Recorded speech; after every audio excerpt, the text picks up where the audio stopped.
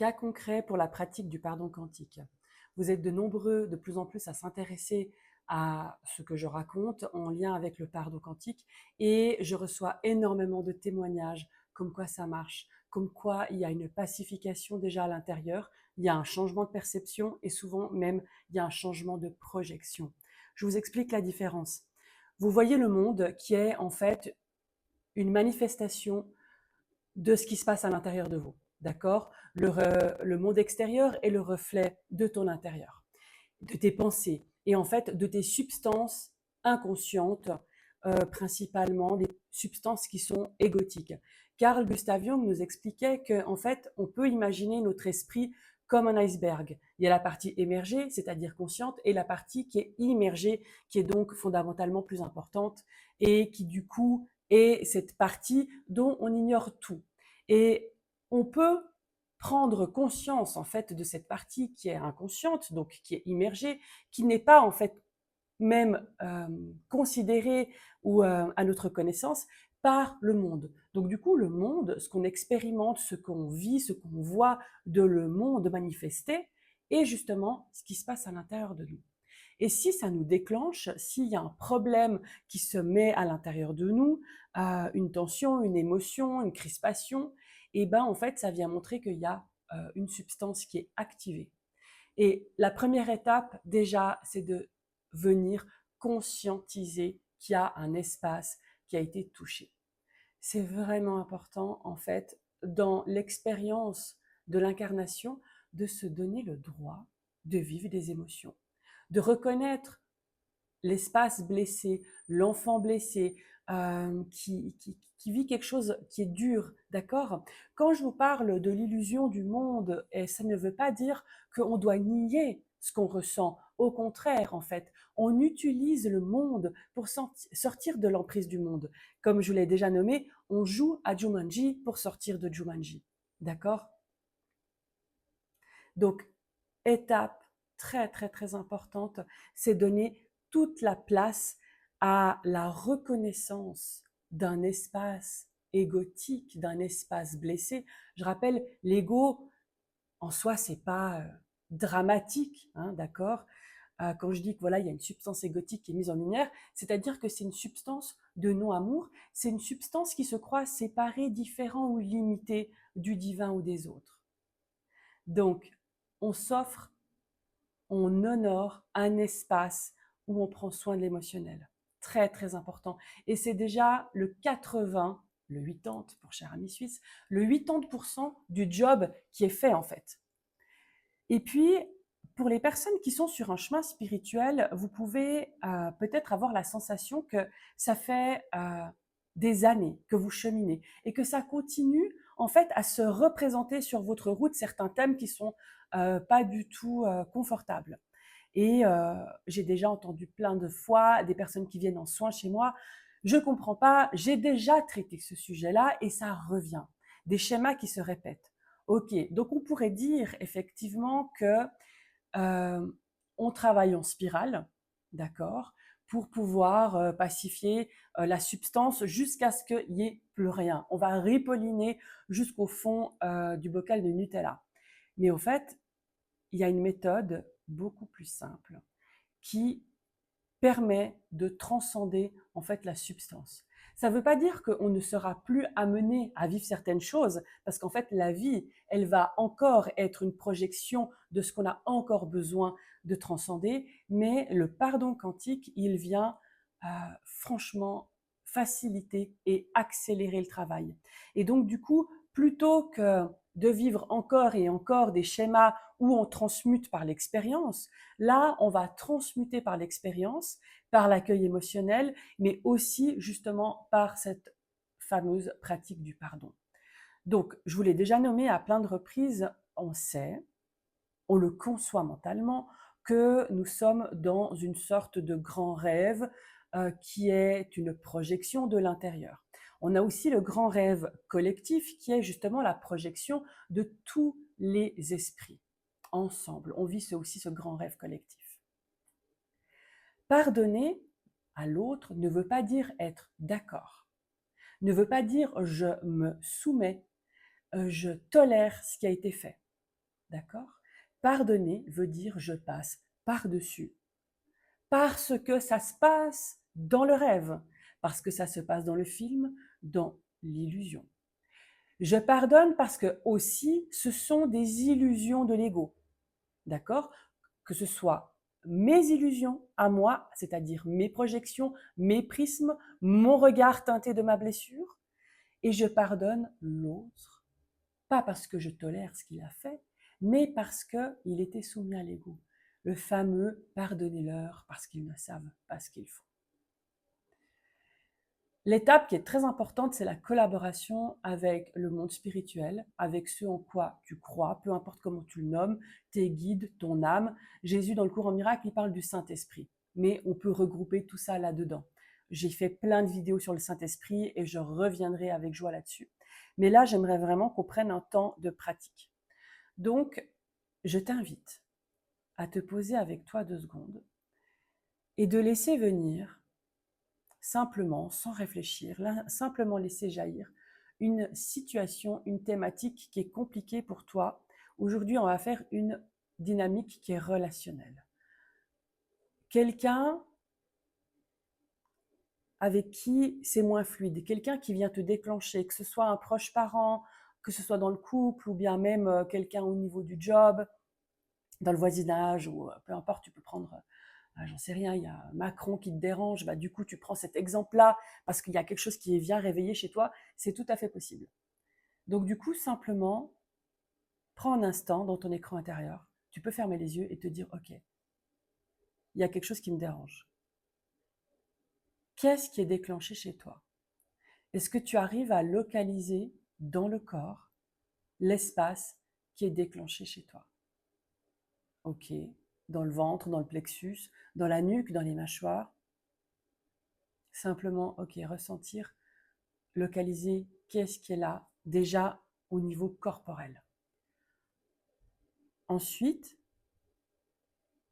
offre-toi l'espace d'aller ressentir, d'aller voir s'il y a une émotion, comme je le disais.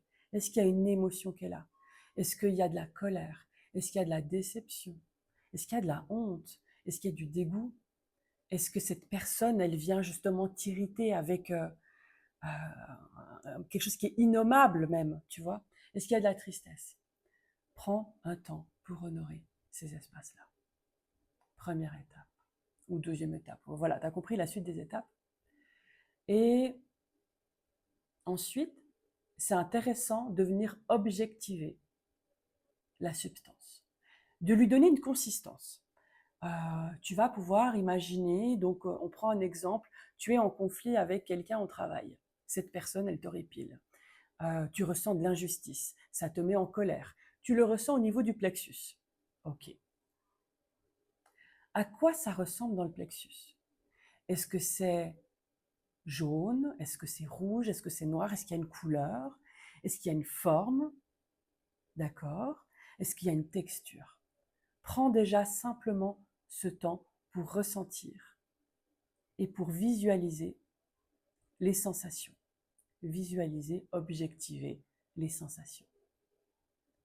Pour le moment, il n'y a rien d'autre à faire. Il se peut, c'est franchement possible, parce que ça arrive souvent, qu'il y ait des mémoires karmiques qui jaillissent, ou même un héritage transgénérationnel, une image, par exemple, si on prend l'espace professionnel dans lequel on est, où tu t'es senti anéanti, mise à terre, où il y a eu de la compétition. Récemment, j'ai accompagné quelqu'un où justement, c'était pendant la Révolution française, et du coup, il y avait vraiment cette mise à terre, cette honte qui est faite à l'autre par, par quelqu'un qui semble être supérieur avec un pouvoir discrétionnaire. Ok, simplement ressentir. Donner le droit à ce que ce soit là. Prochaine étape. Je ne te demande pas de me croire et je ne te dis pas que j'ai raison, mais simplement essaie. Essaie d'aller à l'intérieur et répète silencieusement ou à voix haute. Je pardonne cette situation avec cette personne. Car tout cela fait partie de l'illusion de l'ego. Je pardonne cette situation avec cette personne parce que ça se déroule dans le rêve. Parce que dans le royaume de Dieu, il n'y a pas tout ça. Et je renvoie cela, toute cette situation, dans les mains du Saint-Esprit, ou de ton âme, ou de Dieu, du divin, peu importe, de la vie. On continue. Je pardonne l'émotion qu'elle a, je pardonne la colère, je pardonne l'injustice, donc du coup la substance qui est révélée. Je pardonne cela car cela fait partie des scénarios de l'ego et c'est donc illusion. Et je renvoie cela dans les mains du Saint-Esprit. Ensuite, peut-être que tu peux pardonner à l'autre personne. Je pardonne cette personne, tu nommes son prénom, car il ne sait pas ce qu'il fait, car il était soumis à l'ego, parce qu'il a oublié qu'il était pur et innocent tel que Dieu l'a créé, et je renvoie cela dans les mains du Saint-Esprit. Ça ne veut pas dire que tu vas devenir pote avec, ça veut simplement dire que tu viens pacifier le lien pour toi. Et ce que tu peux faire aussi, c'est te pardonner toi. Et je t'explique pourquoi. Parce qu'en fait, quand tu pardonnes l'autre, c'est toi que tu libères et que tu pardonnes. Parce qu'en fait, dans les jeux karmiques qui sont à l'œuvre dans l'incarnation, et je rappelle, le karma n'existe pas sur le plan absolu, dans le royaume de Dieu, mais dans le jeu de l'incarnation, on semble y être soumis. Et donc du coup, tu vis une situation, pas parce que Dieu te punit et que tu dois payer et comprendre, non, le karma provient de la culpabilité inconsciente générée par l'ego. Et donc du coup, automatiquement, ça provient des projections depuis la bobine qui est à l'intérieur de nous, d'accord, dans le rêve. Donc, quand tu pardonnes l'autre, c'est toi que tu libères. Jésus, dans le cours en miracle, il nous dit que l'autre est celui qui nous libère de notre prison intérieure. L'autre est notre sauveur. Et on peut ressentir vraiment une telle paix. Et c'est ne plus chercher à avoir raison, ce n'est plus chercher à vouloir gagner, expliquer, être dans ta supériorité, suprématie, peu importe. C'est vraiment de dire, ok, ça m'intéresse plus le conflit. J'ai sincèrement l'élan du cœur de cesser les guerres d'ego. Et tu vois, ça commence par soi-même et ça a indubitablement un impact dans le monde. Quand tu libères chez toi, ça va libérer un égrégore collectif. De toute façon, d'accord? Et quand tu fais le travail pour toi, en fait, tu peux... tu n'es pas en train d'agir sur l'autre, mais vu que ça a une répercussion, en fait, tu te rends compte que peut-être qu'avec l'autre, le relationnel, il se pacifie. Et c'est là où il y a un miracle. Donc là, pour toi-même, tu peux dire, centre-toi avec toi, je me pardonne toutes les culpabilités conscientes et inconscientes, c'est-à-dire ce que tu projettes dans la forme, car je suis pur et innocent dans ma véritable nature, telle que Dieu m'a créée. Et je renvoie cela dans les mains du Saint-Esprit. D'accord? Qu'est-ce qui va se passer concrètement? Première chose, c'est un changement de perception au niveau du film. C'est-à-dire que la situation, elle semble inchangée. Il y a toujours un conflit avec ton collègue au travail, mais en fait, il y a une forme de neutralité, d'équanimité à l'intérieur de toi. Tu es en paix. Et même que l'autre, il est en train de geindre et de se tourner dans tous les sens avec son ego, toi, tu ressens un élan d'amour véritable. Quelque chose qui te traverse. Tu vois avec les yeux du Christ la situation et tu ne vois plus l'ego. Tu ne vois plus avec les yeux de l'ego et avec tes substances. Et puis, donc le miracle, il réside vraiment au niveau de l'esprit, d'accord? Par contre, il est vraiment possible, comme je l'ai expliqué aussi en podcast, c'est qu'il y a un changement de projection qui est possible. Le changement de projection, ça veut dire quoi? C'est-à-dire que vu que tes bobines à l'intérieur de toi, les substances qui projettent le film, elles vont être pacifiées par le Saint-Esprit. Quand tu donnes l'autorisation au Saint-Esprit, quand tu renvoies au Saint-Esprit la substance, c'est-à-dire que ça va permettre au divin, à ton âme, à ce en quoi tu crois, pur amour, pure lumière, de venir transmuter cela. Ça vient changer, pacifier, dissoudre la substance égotique, jusqu'au jour où tu te sentiras totalement identifié au Saint-Esprit, comme il le nommait Jesus. Donc, changement de perception possible, vraisemblable, et changement de projection, c'est-à-dire qu'il y a un changement au niveau de la forme, il y a un changement au niveau du relationnel, il y a une pacification dans le lien, dans la communication, et là, il y a de véritables miracles qui existent. Voilà. Je crois que c'est tout pour cette vidéo. Je fais un petit podcast. Donc du coup, n'hésitez pas à me faire des commentaires, me poser des questions. Et puis, si vous avez des cas concrets à me soumettre, mettez-moi ça en commentaire ou bien vous pouvez aussi m'écrire en privé. Et du coup, je prendrai le temps d'utiliser des cas concrets pour faire la pratique du pardon quantique. Franchement, on peut tout aborder, vraiment tout. Que ce soit au niveau de la santé, je ne dis pas qu'il ne faut pas aller chez le médecin, d'accord, mais on peut vraiment pacifier certaines choses, tout. Il n'y a pas d'ordre de difficulté et d'ordre de grandeur dans le miracle. Tout est possible pour Dieu. Tout est possible pour le divin. Voilà. Sur ce, je te laisse. Bisous.